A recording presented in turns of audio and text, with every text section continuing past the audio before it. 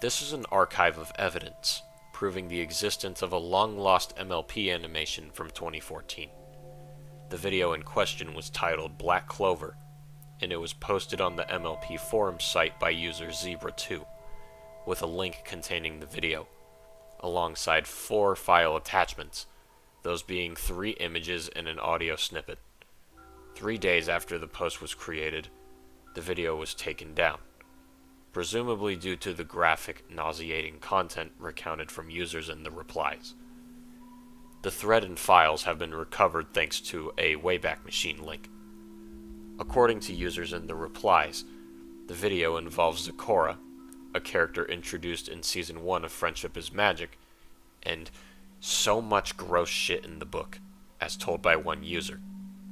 The video's contents were unknown up until a Reddit post from 2023 was made, describing the video in full and asking if anyone has seen it. What you are about to read is an account of what the OP had seen before the deletion. As stated by the original poster, the video was around 8 minutes long and featured a slightly different art style, somewhat similar to the original show.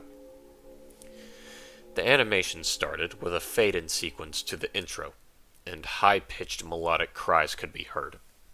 The background consisted of a dark gray fog, and words saying Black Clover would appear, looking like they were scrawled in tar.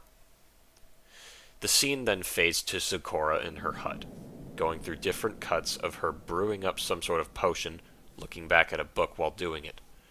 Eventually she finishes, and she's about to head over to another room, presumably her bedroom. Suddenly, she hears a loud war whoop outside. She tries to ignore it, but it continues, prompting her to investigate the problem. After getting her cloak on and potion packed, she heads outside and follows the source of the noise through the ever-free forest. Over time, she accidentally triggers some traps, but manages to dodge them just in time. Keeping in mind that these traps may have been set up by someone out to kill her, she tears off a thick branch from a nearby tree and carves the tip of it, doubling it down as a walking stick and an emergency weapon. Traversing through the woods even further, Sakura spots a bright light coming from deep in the woods, along with some deep humming. She rummages through the leaves and squints her eyes to get a closer look, before the scene cuts to what she is looking at. A small bonfire, surrounded by other mares and stallions. Each one was wrapped in a single dirty cloak by their waist, looking like they were made with parts of skinned animals. Their hair was extremely greasy, littered with bugs and rotting leaves. Standing next to the fire on both hind legs is a stallion, clearly the leader of the group. He was dark gray in color, his hair just as messy as everyone else's. But his attire was mostly different. He wore necklaces intertwined with tongues and teeth, and some sort of ash was besmeared over his face. Sakura steps out from the forest and asks for the cult's attention, speaking in rhymes like she usually would, causing everyone to pause in their place and stare right at her, eyes colored in a repulsive yellow. The cult leader gestures to Sakura to come sit with him, pointing to the opposite side of the fire. She sits in front of the stallion, and after taking a sip of some yellow, opaque liquid from the hollow skull of another pony, he begins talking to her in unintelligible gibberish. Sakura interrupts the stallion, telling him to wait a moment, before pulling out that same potion from the beginning and drinking it whole. The stallion begins to speak to her, with subtitles now appearing at the bottom of the screen, seemingly translating what he was saying. He tells Sakura that a god by the name of Ekrav came to him one night and told him that end times were ahead, and that the only way to keep him and his people alive was to provide a number of sacrifices, that number being 101. Sakura asks the stallion why that specific number, and if he's heard of Princess Celestia. The stallion states that Celestia is a false prophet, meant to feign hope, hence why she hasn't fought most offenders herself throughout her reign, and that the number, 101, was the age he would die. He is 98, and the sacrifices are up to 89. Zecora is visibly uncomfortable, but it gets much worse when a cult member limps toward the leader with a foal on her back, before falling over on her stomach. The leader kneels on his hind legs and holds the infant pony with his 2 front hooves, before whispering to the cultist, "Thank you. Your share will soon be awarded. Let the lamb's consumption from the lion commence." Seconds after saying that, he unhinges his jaw and sinks his teeth into the poor foal, taking a massive bite out of it. The foal would scream and wail, but not until he took a second bite, rendering the baby pony deceased. Zecora was absolutely appalled, with tears welling up in her eyes, all while the cult members were dancing and whooping like no tomorrow. Zecora, gritting her teeth with rage, shouted at the cult leader, with the stallion responding in gibberish. The 2 of them argue as if Zecora understood what he was saying. As told by the OP, he remembered them saying something along these lines. "You just killed that poor foal. Do you have no soul? Ekrov instructed that we all feast on our own sap, so we can fill ourselves with the fluids of life before our awakening. We must reproduce to hell and back to appease him. He will arrive, and your charlatan of a queen will be no more. We will be erected in statues of silver in the clouds. Hail, Ekrov! Hail! If you have to cannibalize in order to wake, have you ever considered that your god is fake? The way you serve your people is vain. You are no master. You are insane.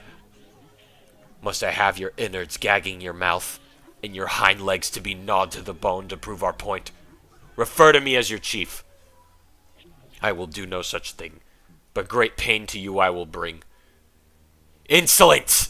Your attempt to soil the glorious name of Ekrov will fail. Your sacrifice to him will be sufficient for our rhapsody. Kill the spec! The stallion wasn't able to finish his sentence. Zecora would pin him to the ground at the quickest speed she could muster, and shoved the sharp end of her walking stick into his throat, spilling the mysterious liquid he was drinking earlier against the dirt. Gagging and heaving noises could be heard for a small amount of time before he finally fell limp. Zecora looks up and sees the rest of the cult members staring directly at her with fear and wrath. The silence would be broken with them rushing towards her and filling the skies with their war cry. Bows and stone axes strapped to their sides.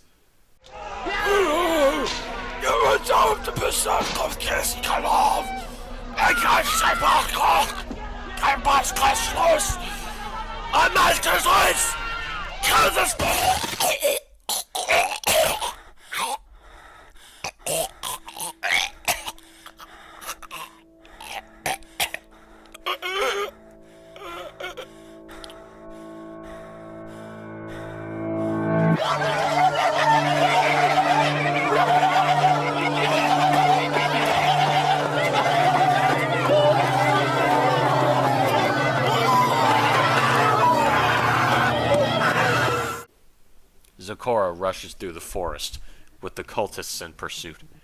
She'd occasionally trip over a few branches and even accidentally step on a spike trap set up by the cultists, causing her to shriek. But she would continue running. Eventually she makes it to her hut and slams the door, barricading it with a large table. She'd scavenge her hut for items to defend herself, all while looking for something to wrap her stabbed hoof with.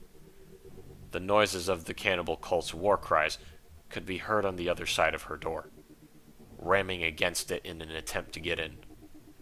Rushing, Zecora wraps her hoof with a torn piece of her cloak before grabbing several potions and putting them in a satchel. Seeing that her door was getting closer and closer to being broken down, she'd pick up a dagger, probably made by her with her teeth. The view zooms in on Zecora's sweating face, as the banging noises against her door grow louder and louder. Suddenly, the video cuts to black and ends right there, on a cliffhanger ending. As of 2024, Black Clover still has not resurfaced. Aside from the file attachments given in the retrieved thread, there have been no previous finds. If you feel like you have found a potential lead, one that can possibly conclude this search once and for all, feel free to leave a reply down below.